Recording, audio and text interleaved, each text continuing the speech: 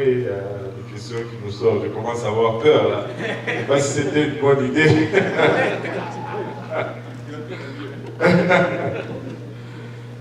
Et c'est sûr que si tu es déjà si tu es déjà malade et une maladie sexuellement transmissible, c'est parce que déjà au départ il y a eu des problèmes ou des activités qui ne devaient pas avoir lieu. Maintenant, tu es peut-être légitimement amoureux de quelqu'un et on ne peut pas t'empêcher, mais je pense que la recommandation dans un tel cas, c'est d'être honnête. Ce n'est pas de dire, ok, moi je veux t'épouser même si j'ai la maladie, mais est-ce que l'autre sait dans quoi il est en train de s'engager? Il faut en informer l'autre et qu'il prenne sa décision en connaissance de cause. Quand on dit pour le meilleur et pour le pire, dans la maladie et dans la détresse, bien sûr, on sous-entend que ce sont des maladies qui peuvent survenir après le mariage. Mais je pense que c'est juste et honnête d'avertir la personne que tu dois épouser avant le mariage. Et ne pas surprendre quelqu'un avec un fait accompli après le mariage. Je pense que c'est malhonnête. C'est malhonnête. Si toi tu veux l'épouser, c'est une chose. Et si l'autre n'est pas à mesure de vivre avec cela, ça serait un problème. Donc il faut informer l'autre avant le mariage.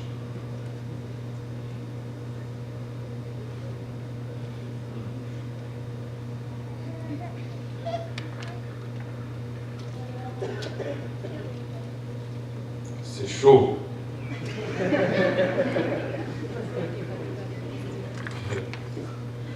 Et dans le cas où mon mari fait le suivi des âmes, des sœurs, évangélisation, ministère, comment est-ce que la femme doit se comporter pour éviter la jalousie ou soupçonner le mal? Et comment doit se comporter le mari?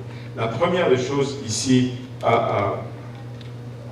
c'est d'abord d'essayer d'agir sur ce que tu peux agir, c'est-à-dire le comportement de ton mari. Parce que quand tu sors dehors et que tu as des âmes qui viennent au Seigneur, qui ne connaissent peut-être pas tout le principe et le rudiment, tu ne peux pas exiger à ces gens-là quelque chose. Tu l'exiges à ton mari ou à ta femme. Et la première règle, je pense qu'on a un peu failli à cette règle au départ, c'est que les hommes vont faire la suivi des hommes et les femmes vont faire la suivi des femmes, à moins que ce soit des domaines pastoraux, alors le pasteur va suivre cela. Amen. Et du temps possible, on veut que les hommes suivent les hommes et les femmes suivent les femmes. Amen. Et comme ça, on évite toutes les histoires parce que suivre une âme, évangéliser, tu peux évangéliser n'importe qui. Mais faire la suivi, c'est autre chose. Amen. Faire la suivi, c'est autre chose. Évangéliser, tu peux inviter un homme ou une femme à l'église, c'est bon. Tu peux évangéliser n'importe qui, c'est bon. Mais après l'évangélisation, il y a la suivi. Si c'est une femme, qu'une femme fasse la suivi. Et si c'est un homme, qu'un homme fasse la suivi. On n'a pas été très strict avec cela. Je sais que ça cause des fois des confusions et des problèmes, mais voilà. Si c'est un couple peut suivre n'importe qui, d'autant qu'il le fasse à deux. Mais un homme suit un homme, une femme suit une femme, et je pense que c'est la meilleure des choses à faire. Il dit comment est-ce que la femme doit se comporter pour éviter la jalousie ou soupçonner. Je ne sais pas si la femme, ou soupçonner le mal. Je pense qu'ici on parle de la femme qui, je ne sais pas si c'est la femme qui est suivie ou si c'est la femme de la personne qui suit. Mais en ce qui concerne la femme qui est suivie, évidemment, on est en train d'essayer de la gagner au Seigneur. Ce n'est pas... La clé, c'est que la femme suit la femme. Et l'homme suit l'homme, point final. Amen. Et maintenant, si il y a autre chose, référez ça au pasteur. Il y a moi-même, il y a le pasteur Serge, il y a le pasteur Luc, qui vont suivre ces choses, et dépendamment d'où ça vient et dans quelle catégorie ça se situe. Mais un homme ne fait pas la suivi d'une femme, et une femme ne fait pas la suivi d'un homme. En ce qui concerne le comportement du mari, c'est toujours mieux quand tu es accompagné, quand tu te retrouves avec une femme qui n'est pas ta femme. Wow.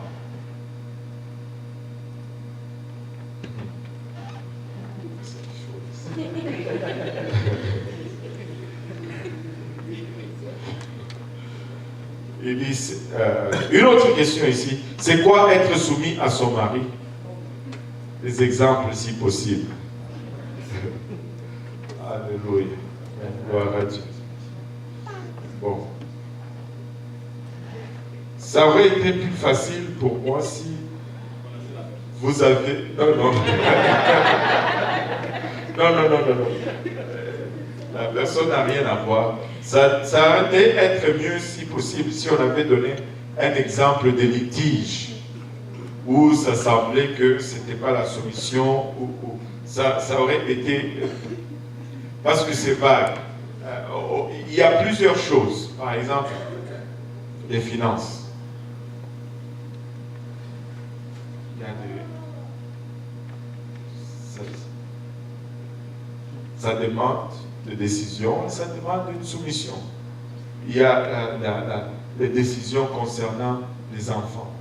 Est-ce que c'est de cela qu'on parle, ou c'est plutôt les questions d'intimité? Parce que là-dedans aussi, des fois, où le mari va sortir la carte de la soumission, même si des fois la femme a pour de vrai mal à la tête. Si vraiment elle a mal à la tête, ce n'est pas une question de soumission ou pas soumission, c'est qu'elle est vraiment malade. Amen. Donc, être soumis, c'est tout simplement suivre les directives de son mari lorsque nous, on a une opinion contraire. Parce que très souvent, nous pensons que la soumission, c'est lorsque nous pensons tous la même chose. Donc, est-ce qu'on peut allumer les lumières en arrière, là? Parce que j'ai l'impression que je ne vois pas certaines... Voilà. Là, je vois. La soumission, ce n'est pas lorsque tu es d'accord. Ça ne s'appelle pas la soumission. La soumission, c'est lorsque toi, tu as l'opinion contraire. C'est là que la soumission intervient.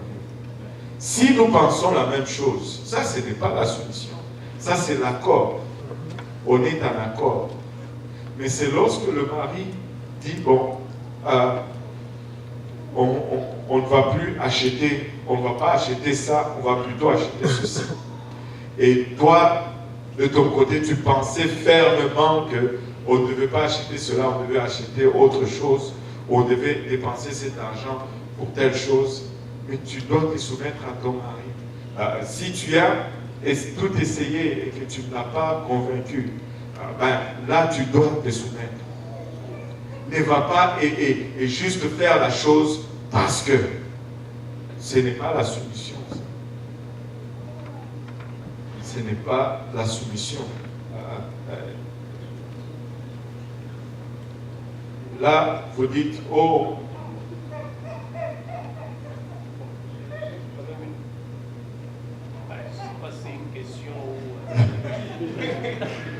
bon, ça peut être vice-versa, la femme comme l'homme, dans ces cas-là. Parce qu'on voit seulement la soumission de la femme. Est-ce que ça peut être le cas aussi pour l'homme? Si la décision est bonne, pourquoi ne pas suivre la décision de la femme? C'est parce que...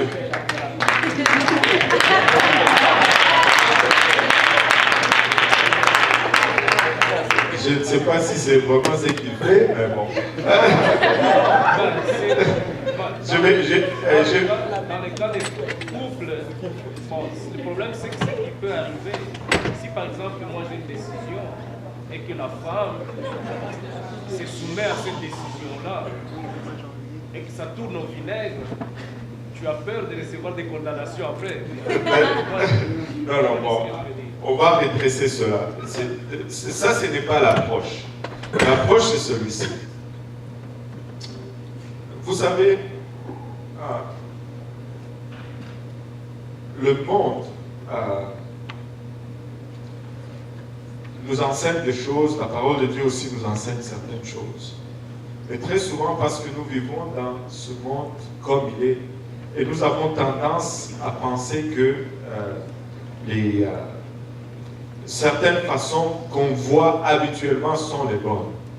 Laissez-moi vous dire que si nous nous appuyons solennellement sur la parole de Dieu, nous allons éviter beaucoup de troubles. Le principe, c'est celui-ci. Il faut qu'on ait une source de décision. Parce que si on a deux têtes, peu importe comment, c'est un monstre. Maintenant, on a une source de décision. Mais la Bible nous donne les guides ou les indications comment user de cela. Mais lorsque nous n'utilisons pas cette façon de faire, c'est là que nous devenons problématiques, où nous sommes trop vite à la défensive. Et je vais vous dire pourquoi on est trop vite à la défensive, c'est parce que l'autre a failli aussi dans son rôle. Si l'homme est vraiment la tête, comme la Bible le définit, c'est-à-dire comme Christ, nous n'allons pas avoir à négocier, à dire, oh bon, si je suis dans l'erreur, ou non. Parce que s'il est vraiment la tête comme Christ, dans son processus de prendre les décisions, son, comment on dit, c'est quel le mot m'échappe, son objectif va être la satisfaction et le bien-être de sa femme et de sa famille.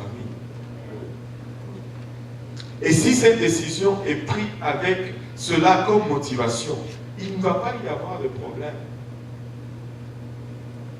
Là, je ne parle pas encore des erreurs. Tout le monde se trompe. Même si tu prends la décision de sa femme, ça peut être une mauvaise décision également. Ce n'est pas ça qui va nous motiver quant à prendre une décision. Si on prend la décision, notre motivation doit être premièrement le bien-être de la famille ou le bien-être de la femme. C'est tout. Et dans cela, nous pouvons nous tromper parce que nous ne sommes pas exempts à l'erreur. Ce que nous sommes en train de faire, ce n'est pas que si nous faisons ça, alors nous allons être à 100% dans le bon. Laissez-moi vous dire que vous pouvez avoir deux décisions et les deux sont mauvaises. Alors qu'est-ce que vous allez faire? Vous allez aller pour la femme ou vous allez aller pour le mari? Les deux sont en erreur.